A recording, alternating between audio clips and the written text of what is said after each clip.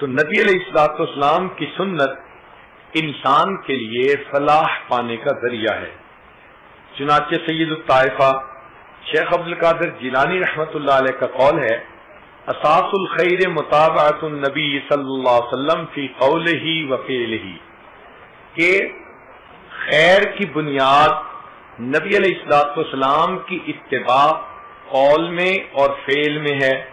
شاہ عبدالعزیز رحمۃ اللہ علیہ فتح القدیر میں لکھتے ہیں، من تہاون بالسنت عوقب بحرمان الفرائض، جو شخص سنت کا اہتمام نہیں کرتا، اس کو ہلکا سمجھتا ہے، اس کا وبال یہ ہوتا ہے کہ اس بندے کو فرائض سے محروم کر دیا جاتا ہے۔ نبی علیہ السلام نے ارشاد فرمایا، من احب سنتی فقد احبنی، جس نے میری سنت سے محبت کی اس نے مجھ سے محبت کی، ومن احبنی کان معی فی الجنہ، اور جس نے مجھ سے محبت کی وہ جنت میں میرے ساتھ ہوگا۔ ایک حدیث پاک میں نبی علیہ السلام نے ارشاد فرمایا، من تمسک بسنتی عند فساد امتی فلہ اجر 100 شہید، کہ جو میری سنت کا اس وقت التزام کرے جبکہ سنت کی طرف سے بے توجہی کی جا رہی ہو، اس کو چھوڑا جا رہا ہو، تو نبی علیہ السلام نے فرمایا کہ اس بندے کو 100 شہیدوں کا ثواب عطا کیا جائے گا۔ ایک سنت مبارکہ کو زندہ کرنے پر 100 شہیدوں کا ثواب۔ نبی علیہ السلام نے ارشاد فرمایا، ترکت فیکم امرین، میں تمہارے درمیان 2 چیزیں چھوڑے جا رہا ہوں، لن تضلوا، تم ہرگز گمراہ نہیں ہوگے، ان تمسکتم بہما، اگر تم ان دونوں کو پکڑے رہو گے، کتاب اللہ و سنت نبی، ایک اللہ رب العزت کی کتاب اور دوسرا اس کے نبی علیہ الصلوۃ والسلام کی سنت کی اتباع کرنا۔ چنانچہ ہمیں چاہیے کہ ہم سنت کی پیروی کریں اور زندگی کو سنت سے مزین کریں، اپنے ظاہر کو نبی علیہ السلام کی سنت سے مزین کریں اور اپنے باطن کو اللہ رب العزت کی معرفت سے منور کریں۔ عام طور پر اگر کوئی ماڈل ہو تو پھر اس کو اپنانا آسان ہوتا ہے۔ اللہ رب العزت نے اپنے پیارے حبیب صلی اللہ علیہ وسلم کو بھیج کر اتمام حجت فرما دی کہ میرے بندو، میرے محبوب صلی اللہ علیہ وسلم تمہارے درمیان زندگی گزار چکے، اب ان کی ایک ایک بات محفوظ ہے، تم ہر عمل ان کے مطابق اگر کر لو گے تو تم قیامت کے دن میری نگاہوں میں محبوب ہوگے، پیارے ہوگے، اس لیے کہ ان المحب لما یحب مطیع، محب جس سے محبت کرتا ہے اس کا مطیع ہوتا ہے۔ تم اگر میرے محبوب صلی اللہ علیہ وسلم سے محبت کے دعوے دار ہو تو تمہیں چاہیے کہ تم ان کی سنت کی پیروی کرو۔ آپ نے تجربہ کیا ہوگا کہ جب کوئی چیز مارکیٹ میں آتی ہے تو اس کے اوپر حکومت کی اپروول کی مہر لگی ہوتی ہے۔ کوئی بھی فوڈ آئٹم تو گورنمنٹ اس پر مہر لگا دیتی ہے کہ ہاں یہ تمام قوانین کے مطابق کھانا تیار کیا گیا۔ اب مہر لگے ہوئے اس فوڈ کی کچھ اور قیمت ہوتی ہے۔ اگر کوئی ایسا فوڈ آ جائے کہ جس پر رجسٹرڈ ہونے کی مہر نہیں لگی ہوئی تو اس کو اول تو دکاندار ہی نہیں رکھتے، اور اگر رکھ بھی دے تو گاہک اس کو نہیں خریدتا۔ بالکل قیامت کے دن یہی ہوگا، اللہ رب العزت کے فرشتے متعین ہوں گے، انسان کا نام اعمال پیش کیا جائے گا، جس عمل پر سنت کی مہر لگی ہوگی اس کو اپروو کر دیا جائے گا، قبول کر لیا جائے گا، اور جس پر سنت کی مہر نہیں ہوگی اس کو رد کر دیا جائے گا۔ کہہ دیا جائے گا کہ آج کے دن میرے محبوب صلی اللہ علیہ وسلم کی سنت ہی کو قبول کیا جائے گا۔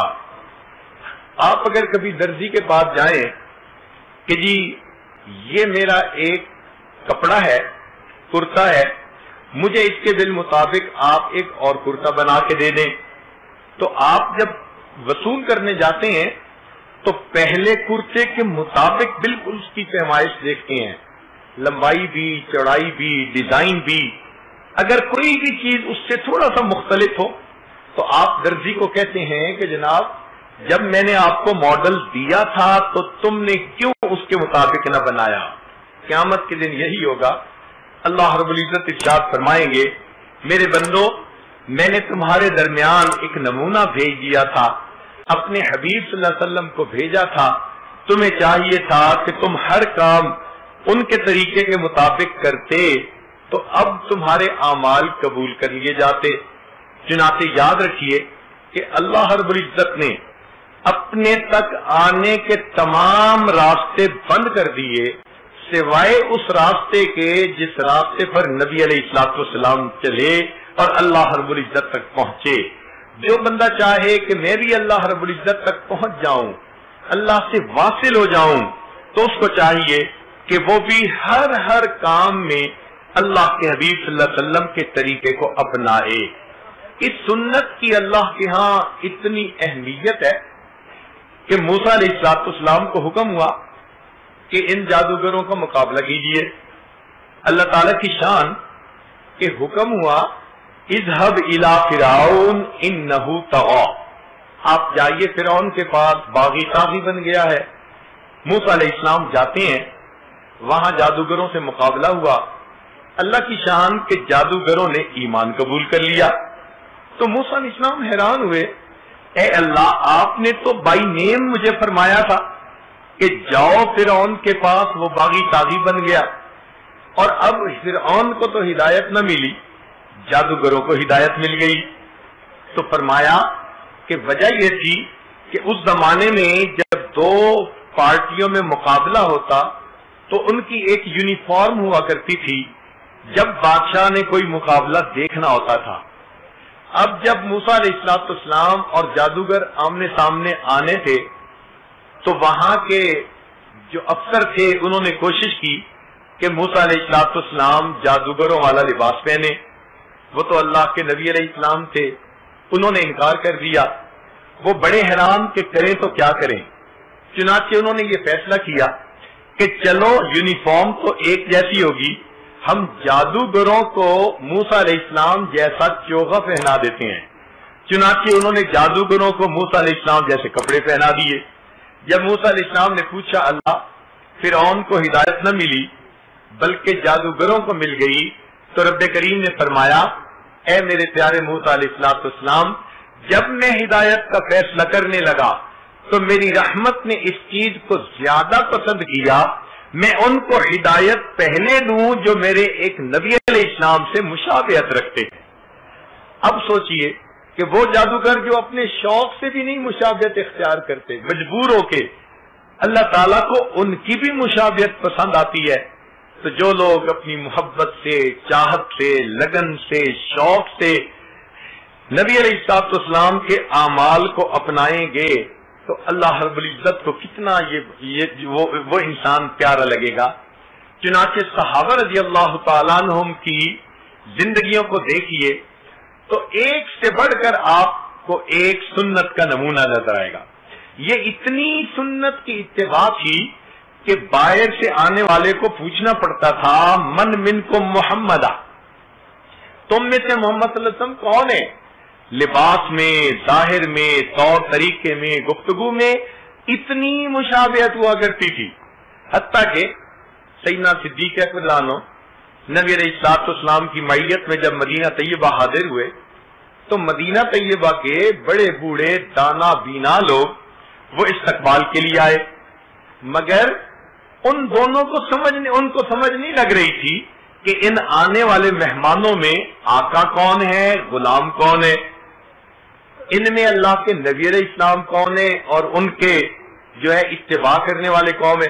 تو وہ دیکھتے رہے اور انہوں نے دونوں کو دیکھ کر بالآخر صدیق اکبر عنہ کو آگے بڑھ کر سلام کیا. صدیق اکبر عنہ نے سب کو سلام کرنا شروع کر دیا. کیوں؟ اس لیے کہ آقا صلی اللہ علیہ وسلم تھکے ہوئے آ رہے ہیں تو آقا صلی اللہ علیہ وسلم کو مزید تھکاوٹ نہ ہو.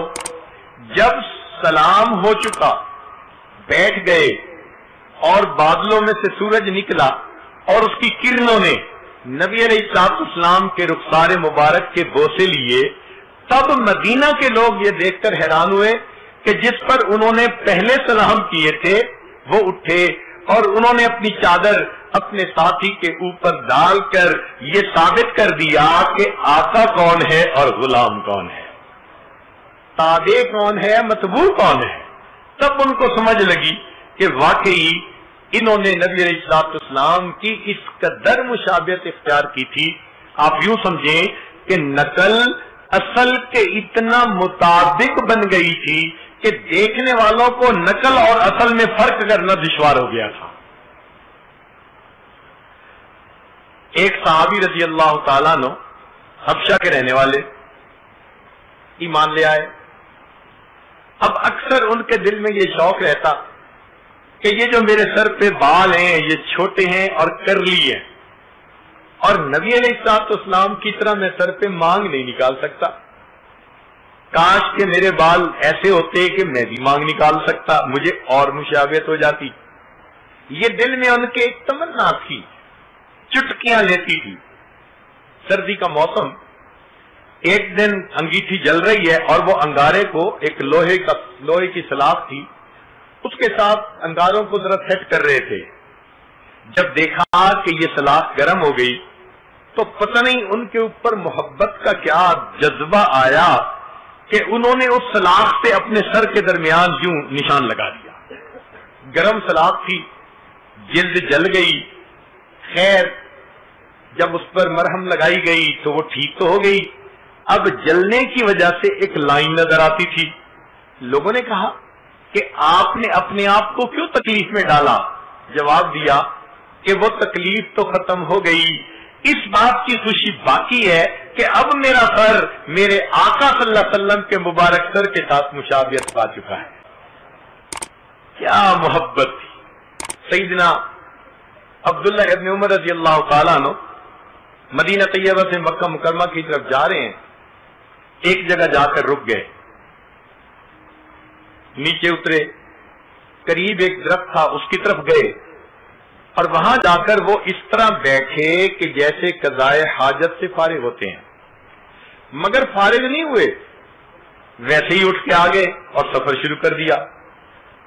تو ساتھ والوں نے پوچھا، حضرت اگر آپ کو حاجت نہیں تھی تو آپ نے کیوں سفر روکا؟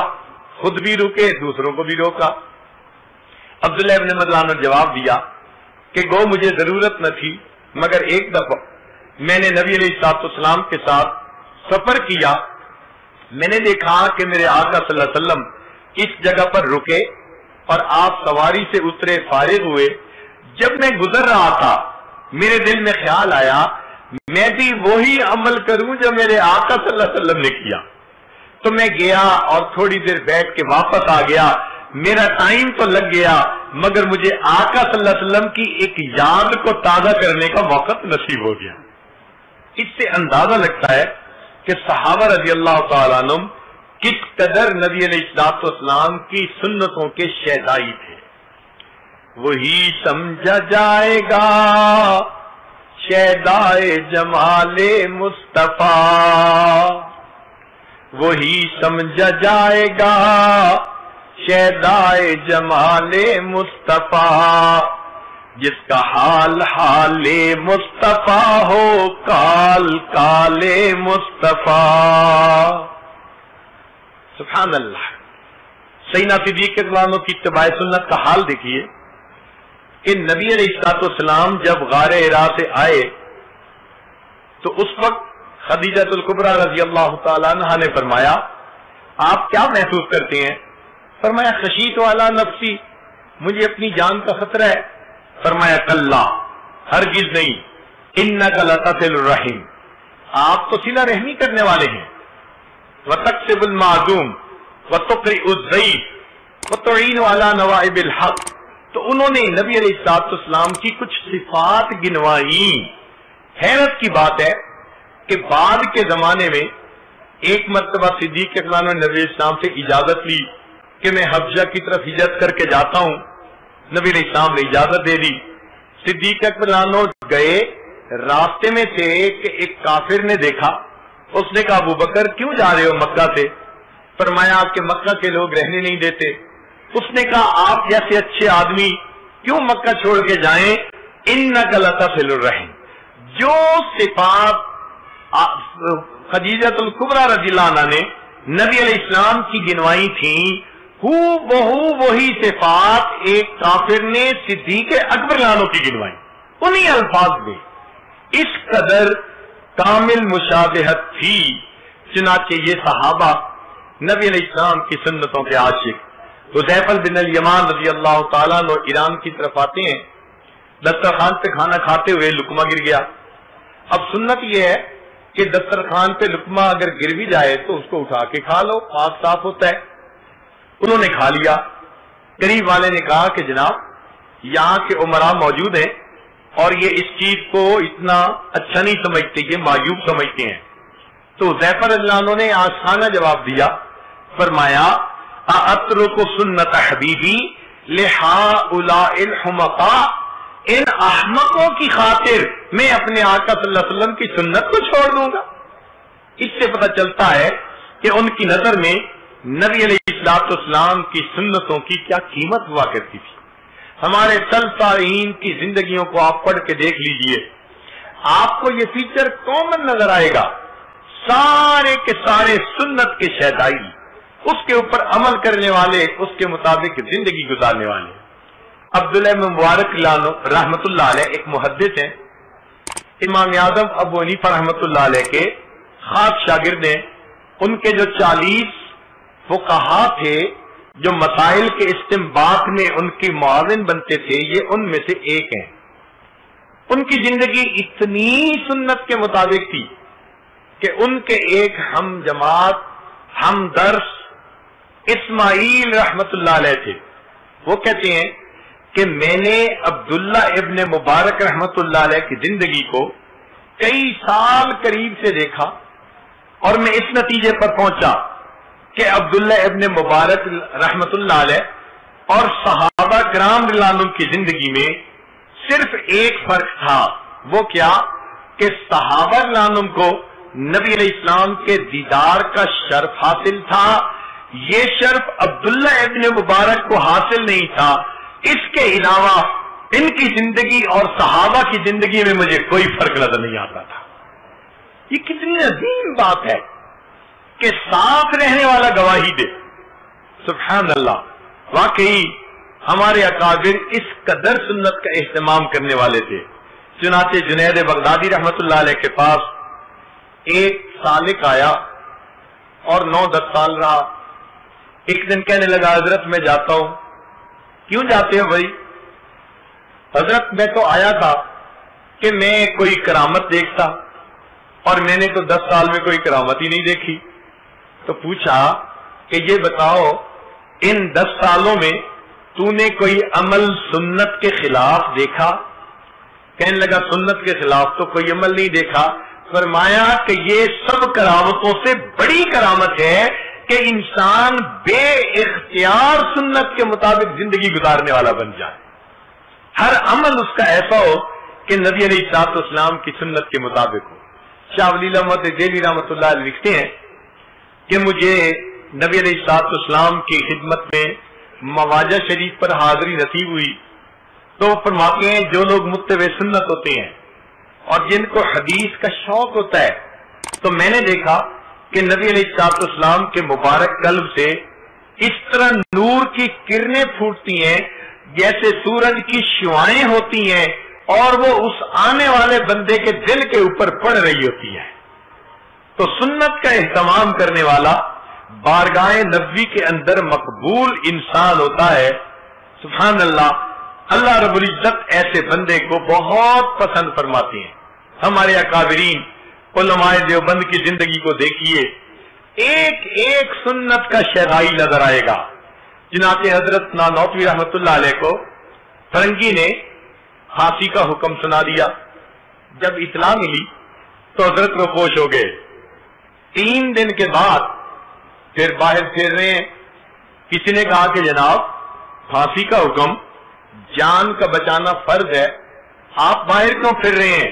تو حضرت نانوتوی رحمت اللہ علیہ نے جواب دیا کہ میں نے اپنے آقا صلی اللہ علیہ وسلم کی مبارک زندگی کو دیکھا تو مجھے نبی علیہ السلام پوری زندگی میں 3 دن غار ثور کے اندر روپوش حالت میں ملے، پھر آپ باہر تشریف لائے، میں بھی 3 دن روپوش رہا، اب باہر آ گیا ہوں، اگر کوئی پکڑ کر پھانسی بھی چڑھائے گا تو میں پھانسی کا پھندا چوم کر جھول جایا کر۔ کیا محبت تھی ان کو نبی علیہ السلام کی مبارک سنتوں سے۔ حضرت گنگوہی رحمۃ اللہ علیہ آخری عمر میں موت یا بند آ جانے کی وجہ سے بے نائی نہیں رہی تھی، تو آپ پابندی کے ساتھ سرما لگاتے تھے۔ کسی نے کہا جناب سرما تو لگاتے ہیں بے نائی بڑھانے کے لیے، تیز کرنے کے لیے، اور آپ کی تو بے نائی ہے ہی نہیں، تو فرمایا کہ لوگ بے نائی تیز کرنے کی نیت سے لگاتے ہوں گے، میں تو اپنے آقا صلی اللہ علیہ وسلم کی سنت کی اتباع کی نیت سے سرما روز لگاتا ہوں۔ سنت کا اتنا اہتمام ان کی زندگیوں میں تھا۔ حضرت شیخ الہند رحمت اللہ علیہ عشاء کے بعد وتر بیٹھ کے پڑھتے تھے۔ اب عام مسئلہ تو یہی کہ کھڑے ہو کر پڑھنے کا ثواب دگنا، بیٹھ کے پڑھنے کا ثواب آدھا۔ تو کسی طالب علم نے پوچھ لیا حضرت آپ تو ثواب کے لیے بڑے حریص ہیں، ہر ایسا عمل کرتے ہیں کہ زیادہ سے زیادہ ثواب ملے، مگر نفل بیٹھ کے پڑھتے ہیں، تو فرمانے لگے کہ آدھا ثواب مجھے زیادہ پسند ہے، مگر نبی علیہ السلام وتر کے بعد نفل بیٹھ کر پڑھتے تھے، میں عمل تو وہ کروں گا جو میرے آقا صلی اللہ علیہ وسلم نے کیا ہے۔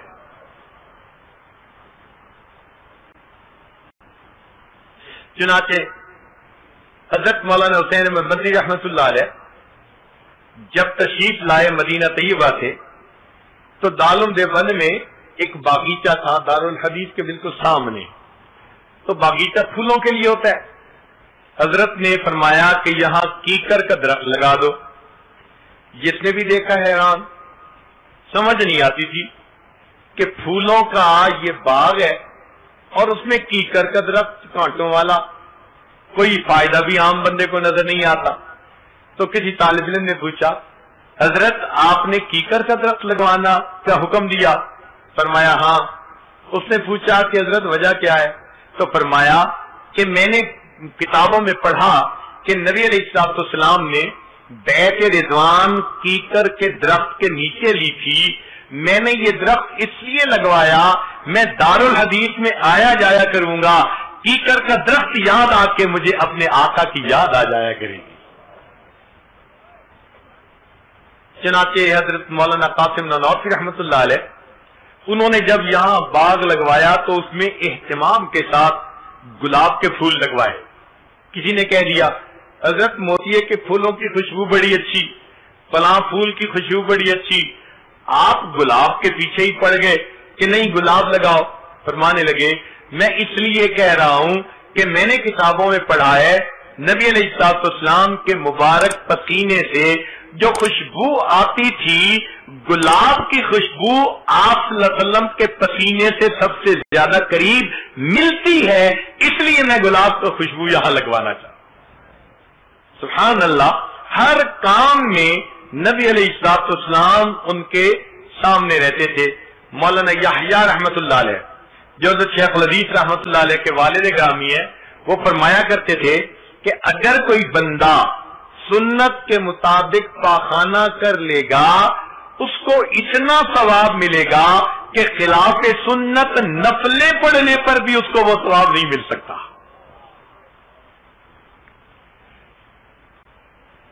تو ہمارے اکابر علماء دیوبند کو اللہ رب العزت نے سنت کے اہتمام میں ایک امتیازی شان عطا فرمائی تھی، اور بالکل یہی معاملہ تھا ہمارے اسلاف اکابر مشائخ نقش بند میں بھی، وہ بھی ایک ایک عمل میں سنت کی رعایت کرتے تھے۔ چنانچہ مشائخ نقش بند نے اپنی کتابوں میں لکھا کہ لوگ تو مجاہدے کے ذریعے سلوک کو طے کرنا چاہتے ہیں، ہم سنت کے اہتمام کے ذریعے سلوک کو طے کرواتے ہیں۔ امام ربانی مجدد ثانی رحمت اللہ علیہ ان کی سنت کے اہتمام کا یہ حال تھا کہ ایک مرتبہ دانت میں درد تھی تو حضرت نے ایک سالک کو کہا کہ کچھ لونگ لے کے آؤ۔ اس زمانے میں لونگ ہی علاج ہوتا تھا، اس کا تیل ذرا درد کو کم کر دیتا تھا۔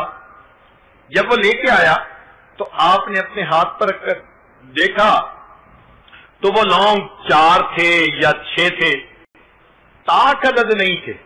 تو آپ نے فرمایا کہ دیکھو یہ صوفی بنا پھرتا ہے اور اس کو اتنا بھی پتہ نہیں کہ اللہ وتر و یحب الوتر، اللہ تعالیٰ تاک ہیں اور تاک عدد کو پسند کرتے ہیں۔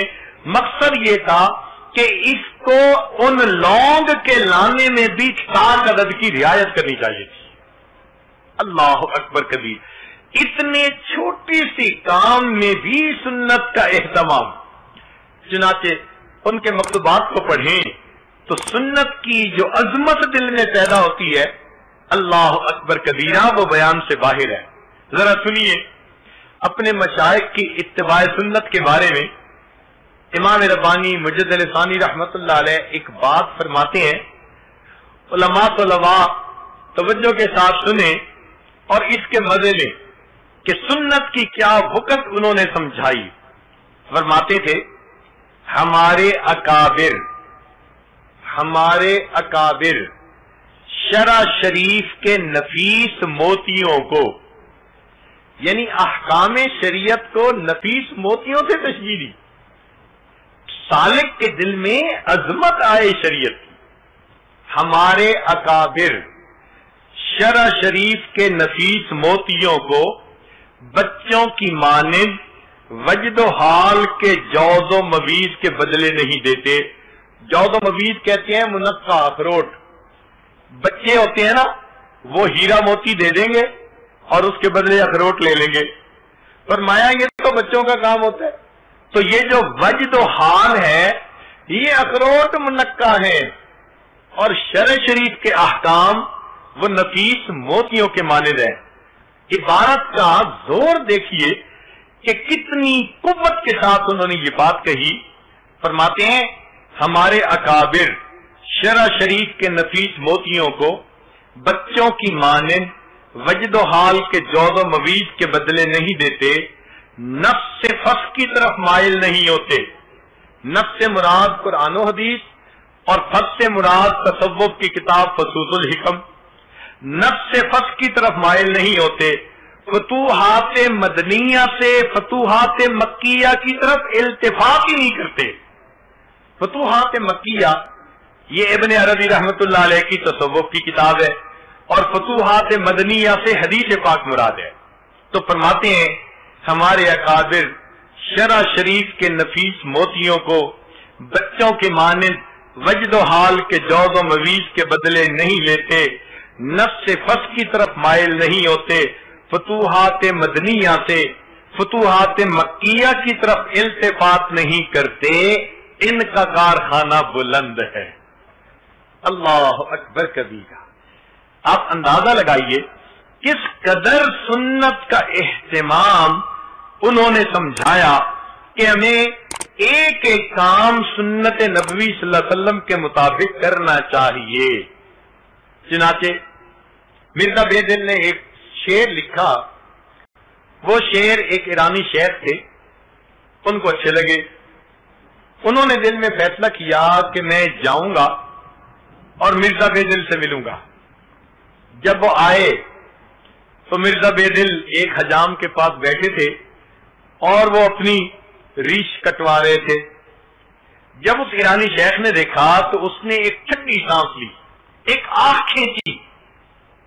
جب اس نے دیکھ کے آنکھ کھینچی تو مرزا بے دل نے کہا کہ آپ کیوں کھینچتے ہیں؟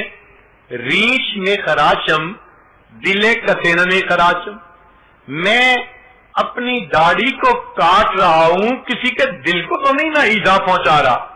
انہوں نے جواب میں کہا بلا دل رسول اللہ صلی اللہ علیہ وسلم میں خراشم، تو عام بندے کا دل نہیں دکھا رہا، تو آقا صلی اللہ علیہ وسلم کے مبارک دل کو دکھا، تو سید القلوب کو دکھا رہا ہے۔ جب انہوں نے یہ بات کی مرزا بے دل پہ چوٹ لگی، اس نے کہا جزاک اللہ کہ چشمم باز کر دی، مرابا جان جا ہمراز کر دی۔ اتنا اہتمام تھا ہمارے مشائخ میں नबी अलैहिस्सलाम की सुन्नतों का कि एक एक सुन्नत के ऊपर वो अपने आप को कुर्बान कर दिया करते थे। चुनाचे एक बुजुर्ग थे जिनका मामूल ये था कि 1,00,000 मरतबा दुरूद शरीफ पढ़कर कुछ अरसे बाद नबी अलैहिस्सलाम को तोहफा भेजा करते थे, फिर 1,00,000 दुरूद शरीफ पढ़कर फिर तोहफा भेजा करते थे। उनकी जिंदगी का ये मामूल था, लाखों मरतबा उन्होंने नबी अलैहिस्सलाम की खिदमत में दरूद और सलाम का तोहफा भेजा। उनको एक मरतबा ख्वाब में नबी अलैहिस्सलाम की ज़ियारत नसीब हुई। वो फरमाते हैं कि मैंने नबी अलैहिस्सलाम को देखा, आपका सीने अनवर गिरबान खुला था और कुछ दाग थे जैसे जख्म के होते हैं। तो मैं देखकर जरा हैरान हुआ, करीब हुआ। मैंने कहा, ए आका सल्लल्लाहु अलैहि वसल्लम, मुझे आपका सीना छलनी नजर आता है, जख्म के निशान नजर आते हैं, खैरियत तो है? नबी अलैहिस्सलाम ने फरमाया, हाँ ये लोग हैं जो मेरी सुन्नत को चीरते हैं, वो मेरे सीने पे जख्म लगाते हैं। मैंने कहा, ए आका सल्लल्लाहु अलैहि वसल्लम, ये कुफार हैं, जिंदगी भर जिन्होंने आपको तकलीफ पहुंचाई, अब भी वो तकलीफ पहुंचाने वाले काम करते हैं। नबी अलैहिस्सलाम ने फरमाया, मैं कुफार की बात नहीं कर रहा, मुझे मेरे रिश्तेदारों ने तकलीफें पहुंचाई। मैं सजदे में गया, ओझड़ी ऊपर डाल दी गई, मैं गली में से चलता था, लोग मेरी तरफ देखकर बसा औकात थूका करते थे, मेरे चेहरे पे मट्टी फेंका करते थे। मुझे उनसे कोई गिला नहीं, इसलिए वो तो कुफार थे, गिला तो मुझे उनसे है जो कलमा पढ़ते हैं, मुझे अपना आका और सरदार मानते हैं, और जब अमल का वक्त आता है वो मेरी सुन्नतों को ज़िबा कर देते हैं। उनको एहसास ही नहीं होता, उनकी वजह से आज मेरा सीना जख्मी है। गैरों से गिला नहीं होता, गिला अपनों से हुआ करता है। फरमाया, मुझे अपनी उम्मत से गिला है, इसलिए कि ये मानने वाले लोग थे। जब इन्होंने मेरी सुन्नत का जो है वो एहतमाम न किया, तो गैरों से क्या उम्मीद की जा सकती है? नबी अलैहिस्सलाम ने जब ये बात फरमाई, उन बुजुर्ग की आंखों में आंसू आ गए। फरमाया, तुम तो गैरों की बात करते हो, हमने अपने भी आजमाए हैं। तुम तो गैरों की बात करते हो, हमने अपने भी आजमाए हैं। लोग कांटों से बच निकलते हैं, हमने फूलों से जख्म खाए हैं। मेरे आका सल्लल्लाहु अलैहि वसल्लम ख्वाब के अंदर गमज़दा हालत में है कि मुझे गम है अपनी उम्मत की वजह से, जो कलमा पढ़ने वाले सुबह उठते हैं, चेहरे से सुन्नत को हटाकर उसको गटर के अंदर डाल देते हैं। खाने की सुन्नत का एहतमाम नहीं, पीने की सुन्नत का एहतमाम नहीं। घर के अंदर 10 रुपए का अगर कोई बल्ब टूट जाए तो माँ बच्चे के थप्पड़ लगा देती है, वही बच्चा मेरी सुन्नत को तोड़ देता है। माँ के सर पे जूं नहीं रेंगती, वो टस से मत नहीं होता, बाप इसका कोई नोटिस नहीं लेता। तो मालूम होता है मेरी सुन्नत इनकी नजर में 1 रुपए के बराबर भी अहमियत नहीं रखती।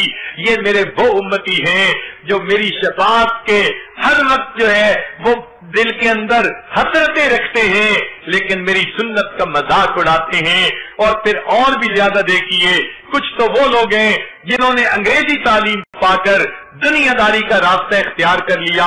अल्लाह के हबीब सल्लल्लाहु अलैहि वसल्लम को ज्यादा तकलीफ तो फिर उनसे पहुंचती है जो तालिब इल्म भी कहलाए, घरों को छोड़कर मदरसे में भी आ गए। ये लोग जो कल मेरे वारिस बनने के जो है वो उम्मीदवार हैं, ये भी मेरी सुन्नतों का उतना एहतमाम नहीं करते जितना करना चाहिए था। मुझे इनसे ज्यादा तकलीफ पहुंचती है। ये तो कल मेरे वारिस बनने की तमन्ना रखने वाले, मुझे इससे ज्यादा तकलीफ पहुंचती है। चुनाचे उलमा ने लिखा है, हम जितने भी आमाल करते हैं क़यामत के दिन अल्लाह के हबीब सल्लल्लाहु अलैहि वसल्लम उस पर गवाह बनेंगे। कुरान की आयत से ये साबित है।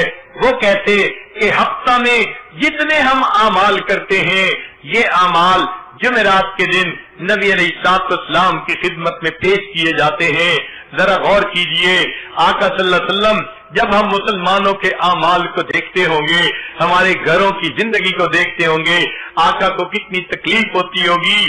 یہ میرے وہ امتی ہیں جن کی خاطر میں رات کو سجدے میں پڑھ کر امتی امتی کہہ کے اللہ سے دعائیں مانگا کرتا تھا، میں اتنے لمبے سجدے کرتا تھا، میری عائشہ اٹھ کر میرے پاؤں کو ہلا کے دیکھتی تھی کہ میرے آقا صلی اللہ علیہ وسلم کی روح تو پرواز نہیں کر گئی، میں اللہ سے ایک ہی دعا مانگتا تھا، یا رب امتی، اے اللہ امت کا جو ہے وہ حساب آسان کر دینا۔ میرے اپنی بیٹیوں کے لیے نہ رویا، کبھی میں اپنی زینب کہہ کے نہ رویا، رقیہ کہہ کے نہ رویا، ام کلثوم کہہ کے نہ رویا، میں فاطمہ کہہ کے نہ رویا، اگر میں کبھی رویا اپنی امت کے لیے، یا رب امتی امتی امت کے لیے رویا۔ لوگوں دنیا میں اگر کوئی اپنی اولاد کے لیے روتا ہے 1 سال یا 2 سال ماں بھی اپنے جوان بچے کو بھول جاتی ہے، مگر میں تو اپنی امت کے لیے 23 سال روتا رہا۔ کوئی ماں باپ 23 سال نہیں روتے۔ میں تہجد میں اتنا کھڑا ہوتا تھا حتیٰ یتورمت قدماہ، قدمین مبارک متورم ہو جاتے تھے، اور اللہ سے دامن پھیلا کے ایک ہی دعا مانگتا تھا، اللہ میری امت کی بخشش کر دینا۔ میری امت نے میرے آنسوؤں کی قدر رکھی، وہ تو خود اپنے ہاتھوں سے میری سنتوں کو مٹانے والے بن گئے اور میری سنتوں کو توڑنے والے بن گئے۔ ذرا ان کے گھروں کو دیکھو، آج میری سنتوں کی مذبح گاہیں بن چکی ہیں۔ جب شادی کا موقع ہوتا ہے ہر ایک کو منا لیتے ہیں، رشتہ دار ہو جا کر منا لاتے ہیں، قریب بھی جو ہے ہمسایہ ہو اس کو بھی منا لیا جاتا ہے، گھر کا ڈرائیور ناراض ہو اس کو بھی منا لیا جاتا ہے، گھر میں کام کرنے والی خادمہ ناراض ہو اس کو بھی پیغام بھیج دیتے ہیں، اور جی شادی کا موقع ہے سب کو بلا لینا چاہیے، کوئی بات نہیں ہم سوری کر دیتے ہیں۔ سب ناراض لوگوں کو منا کے گھر بلا لیا جاتا ہے، جب شادی کا وقت آتا ہے میری سنت کو گھر سے نکال دیا جاتا ہے۔ کیا ان کی نظر میں میری سنت کی کوئی اہمیت نہیں؟ کیوں یہ مجھے نہیں منانا چاہتے؟ کیوں یہ مجھے خوش نہیں کرنا چاہتے؟ تو واقعی اللہ کے حبیب صلی اللہ علیہ وسلم نے اگر قیامت کے دن ہم سے پوچھ لیا میرے امتی تو نے میری سنت کی کیا قدر کی، ہم کیا جواب دیں گے؟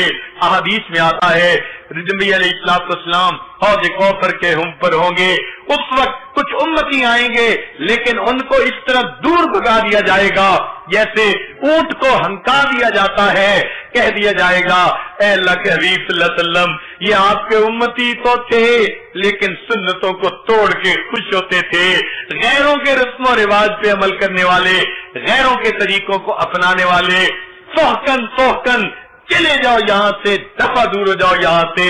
اللہ کے حبیب صلی اللہ علیہ وسلم اس وقت ایک آنکھ ادھر نہیں دیکھیں گے کہ تم نے تو میری سنت کا اہتمام نہ کیا۔ اگر قیامت کے دن ہم نبی علیہ السلام کی بارگاہ میں حاضر ہوئے، اے اللہ کے حبیب صلی اللہ علیہ وسلم ہماری شفاعت کر دیجئے، اور نبی علیہ السلام نے جواب میں اتنا پوچھ لیا کہ بتاؤ تم نے زندگی میں میری سنتوں کو کتنا اپنایا تھا، تو اس وقت ہم کیا جواب دیں گے؟ اللہ کے حبیب صلی اللہ علیہ وسلم نے فرما دیا تم ایسے وقت میں پیدا ہوئے جب لوگ اپنی چیزوں کا تعارف کروا رہے تھے، جب ایڈورٹائزمنٹ کا زمانہ تھا، ہر بندہ اپنے پروڈکٹ کو پوری دنیا کے اندر ایڈورٹائز کرنے کے چکر میں لگا ہوا تھا، لوگ تو اپنے پیتل اور تانبے کو بھی سونا بنا کے پیش کر رہے تھے۔ او میرے امتی تمہارے ہاتھ میں تو میری سنتیں سونے کی مانند تھی، بتاؤ تم نے میری سنتوں کا کتنا تعارف کروایا۔ لوگوں نے سیل فون جیسی چیز کو کچے اور پکے مکان میں پہنچا کے دکھا دیا، تم نے میری سنت کے لیے کیا قربانی دی، کتنی کوشش کی، تم نے کہاں تک میری سنت کو امت کے سامنے پیش کیا؟ ہم اس وقت کوئی جواب نہ دے پائیں گے کہ اللہ کے حبیب صلی اللہ علیہ وسلم ہم نے آپ کی سنتوں کے لیے کیوں نہ کوشش کی۔ نبی علیہ السلام عرفات کے میدان میں روئے امت کے لیے، مینا کے اندر روئے امت کے لیے، مزدلفہ کے اندر روئے امت کے لیے، غلاف کعبہ کو پکڑ کے روئے امت کے لیے، نبی علیہ السلام اپنے گھر میں تہجد کے لیے مصلی پہ روئے امت کے لیے۔ یہ تو محبوب صلی اللہ علیہ وسلم نے उम्मत के लिए इतने आंसू बहाए, हम अपनी जिंदगियों को देखें कि हम आज उनकी सुन्नतों का एहतमाम नहीं करते जैसे करना चाहिए था। किसी ने क्या अच्छी बात कही, किसी गम गुसार की मेहनतों का अजीब मैंने सिला दिया, जिसे मेरे गम ने भुला दिया उसे मैंने जी से भुला दिया। मैं तेरे मजार की जालियों की ही मिन्हतों में लगा रहा, तेरे दुश्मनों ने तेरे चमन में खिजा का जाल बिछा दिया। तेरे रोज बद्र के बाब के मैं वरक पलट के गुजर गया, मुझे तेरे दावे इश्क ने न सनम दिया न खुदा दिया। मेरे मेहरबा तेरा शुक्रिया जला किस अदा से ज़बां से करूं अदा, मेरी जिंदगी की अंधेरी शब में चराग फिक्र जला दिया। वो आका सल्लल्लाहु अलैहि वसल्लम जिन्होंने हमें जिंदगी गुजारने का तरीका समझाया, अल्लाह से वासिल होने का तरीका समझाया, आज उस मुहसिन इंसानियत की सुन्नतों का हम एहतमाम नहीं करते। हम अपने घरों में देखें औरतों बच्चों को आज अगर खाने का तरीका पसंद है तो गैरों का, लिबास पसंद है तो गैरों का, घर की सजावट देखें तो गैरों जैसी, हर चीज गैरों की अगर पसंद है तो क़यामत के दिन औज़े कौसर पे नबी अलैहिस्सलाम के सामने पेश होकर हम फिर क्या कह सकेंगे? ऐ अल्लाह के नबी सल्लल्लाहु अलैहि वसल्लम हमारी शफाअत फरमाइए। एक 8 साल का बच्चा, उसने जब ये ख्वाब सुना कि एक बुजुर्ग लाख मरतबा दुरूशी पढ़कर भेजा करते थे, उन्होंने ख्वाब में नबी अलैहिस्सलाम के सीने अनवर को छलनी देखा, तो उस बच्चे के दिल में इतना दर्द हुआ, घर आके कहता है अम्मी आज के बाद मैं खाना खाऊंगा सुन्नत के मुताबिक, मैं कपड़े पहनूंगा सुन्नत के मुताबिक। अगर 7 साल का बच्चा सुन्नत का इतना एहतमाम करता है, क़यामत के दिन कहा जाएगा ओ उलमा के गिरो, ओ हुफ्फाज और कुर्रा, जरा बताओ तो सही 7 साल के बच्चे जैसी गैरत भी तुम्हारे दिल में बेदार न हुई और तुमने दिल में नियत न की कि हम नबी अलैहिस्सलाम के सीने को राहत पहुंचाएंगे, हम जख्म पे जख्म नहीं लगाएंगे। सोचिए तो सही, फिर क़यामत के दिन हम अपने आका सल्लल्लाहु अलैहि वसल्लम को क्या जवाब देंगे? अफसोस की बात है, जिनसे वफा करनी थी आज हम उनसे जफा कर रहे हैं, जिनसे जफा करनी थी आज उनके तरीकों को अपनाते फिर रहे हैं। फिर क़यामत के दिन हमारा क्या मामला होगा? हमने बहुत सारे लोगों को देखा है अपने माँ बाप का दिल दुखाते हुए झिझकते हैं, अम्मी रूठ जाएगी, अब्बू रूठ जाएंगे, मैं ये काम करना पसंद नहीं करता। वही बंदा जो माँ और बाप के दिल दुखने का इतना ख्याल करता है, जब सुन्नत का वक्त आता है बेदरे सुन्नत को तोड़ देता है, एहसास तक नहीं होता। इससे मेरे आका सल्लल्लाहु अलैहि वसल्लम का दिल दुखेगा। मैं नबी अलैहिस्सलाम के दिल को खुशी पहुंचाने की बजाय उनको तकलीफ पहुंचाने का बायस बन जाऊंगा। चुनाचे आज वक्त ऐसा आ गया कि हम नबी अलैहिस्सलाम की सुन्नतों का एहतमाम करने का अहद करें कि आका सल्लल्लाहु अलैहि वसल्लम आपकी एक एक सुन्नत पर हम अमल करेंगे और नबी अलैहिस्सलाम की सुन्नतों से अपने आप को मुज़य्यन करेंगे। जरा तवज्जो कीजिएगा, अपनी बात को समेटते हुए ये आजिज़ एक बात मिसाल दे के समझाता है। किसी माँ को बेटे से इतनी मोहब्बत होती है, अगर हाथ में उसके तस्वीर हो और कह दिया जाए जरा बच्चे की तस्वीर आग में डाल दो, माँ कहेगी ये कैसे हो सकता है, मैं अपने बच्चे की तस्वीर आग के डाल दूं? उसे कहो इसे फाड़ दो, वो कहेगी मैं फाड़ती भी नहीं। उस मोहब्बत की वजह से जो माँ को अपने बेटे से है, माँ अपने बेटे की तस्वीर कभी आग में नहीं डालती। सोचिए अगर क़यामत के दिन कोई बंदा अपने जाहिर को नबी अलैहिस्सलाम की सुन्नतों से सजाकर अल्लाह के हुजूर खड़ा होगा, क्या अल्लाह रब्बुल इज्जत अपने महबूब की छवि को जहन्नम की आग में डालना पसंद करेंगे? कभी नहीं करेंगे। फरमाएंगे मेरे बंदे तू तो लगता है मेरे महबूब सल्लल्लाहु अलैहि वसल्लम का नमूना बना हुआ है, मैं तेरे बातिन को एक तरफ करके तेरे जाहिर की वजह से तुझे जन्नत अता कर देता हूँ। सुभान अल्लाह, हमने दुनिया में देखा जाहिर की वजह से मोहब्बत की जाती है। चुनाचे एक बुजुर्ग फरमाते हैं मैं लड़कपन में मदरसे जाया करता था, एक गली में एक औरत रहती थी, वो जब भी मुझे देखती اپنے گھر بلا لیتی، بٹھا لیتی، کھانا کھلاتی، چیزیں دیتی، پیسے دیتی، بوسے لیتی اور جو ہے سینے سے لگاتی اور کہتی بچے پھر کبھی آ جانا، میں کبھی کبھی چلا جاتا تھا۔ ہر مرتبہ وہ میرے ساتھ محبت کا ایسا اظہار کرتی تھی۔ ایک دفعہ میں نے پوچھ لیا اماں آپ مجھ سے اتنی محبت کا اظہار کیوں کرتی ہیں؟ تو اس نے جواب یہ دیا کہ میرے بیٹے اصل بات یہ ہے میرا ایک بیٹا تیرا بالکل ہم عمر تھا اور اس کی شکل تیری شکل بالکل آپس میں ملتی ہے۔ بچے تم جب میرے سامنے آتے ہو مجھے اپنا بیٹا یاد آ جاتا ہے۔ اگر ماں اپنے بیٹے کی مشابہت دیکھ کر اپنے بیٹے کو یاد کرتی ہے تو اگر کوئی بندہ نبی علیہ الصلوۃ والسلام کی سنت کی اقتدا کرنے والا ہوگا اللہ تعالیٰ کو دیکھ کے اپنے محبوب یاد آتے ہوں گے۔ ہمارے اکابر کی تو کیفیت یہی تھی، یہاں تک جذب کر لوں کاش تیرے حسن کامل کو تجھی کو سب پکار اٹھے، گزر جاؤں جدھر سے میں، اے آقا صلی اللہ علیہ وسلم میں سنت کا ایسا نمونہ بن جاؤں، میں جدھر سے گزر جاؤں لوگوں کو میرے آقا صلی اللہ علیہ وسلم یاد آ جائیں۔ کاش ہمارے دلوں میں وہ محبت آ جائے سنت کی، وہ عظمت آ جائے سنت کی۔ پھر دیکھیے اللہ رب العزت کے حبیب صلی اللہ علیہ وسلم کو قیامت کے دن ہمیں دیکھ کر کتنی راحت ہوگی۔ چنانچہ نبی علیہ الصلوۃ والسلام کی امت سے محبت کا یہ عالم تھا۔ آپ صلی اللہ علیہ وسلم کے پاس ملک الموت آئے، اے اللہ کے حبیب صلی اللہ علیہ وسلم اللہ نے آپ کو یاد فرمایا ہے۔ نبی علیہ السلام نے فرمایا ملک الموت پہلے مجھے اللہ تعالیٰ سے یہ پوچھ کے بتاؤ میرے بعد میری امت کا کیا حال ہوگا۔ ملک الموت نے پوچھا، رب کریم نے جواب دیا میرے حبیب صلی اللہ علیہ وسلم ہم آپ کے بعد آپ کی امت کو اکیلا نہیں چھوڑیں گے، بے آسرا نہیں چھوڑیں گے۔ جس محبوب صلی اللہ علیہ وسلم کو امت کے ساتھ اتنی محبت کی کہ آخری لمحے میں بھی امت کی فکر لگی ہوئی ہے، آج وہی امت اگر سنت کو توڑنے والی بن جائے تو سوچئے آقا صلی اللہ علیہ وسلم کے لیے کس قدر یہ غم کی بات ہے۔